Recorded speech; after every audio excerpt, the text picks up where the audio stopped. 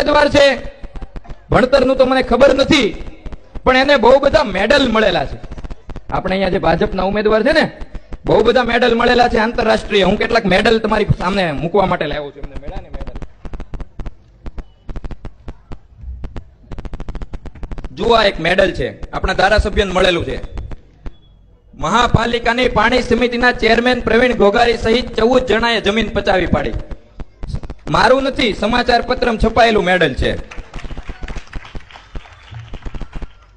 MLA Pravin Ghoghari સહિત 14 સામે નોંધાયેલા જમીન કૌભાંડના ગુનામાં એકની ધરપકડ. બીજું મેડલ રેતી ચોરી, ઓલું જમીનમાં ફાવતું નહોતું. રેતી ચોરીમાં ભાજપના ધારાસભ્ય પ્રવીણ ઘોઘારીને 80 લાખનો દંડ.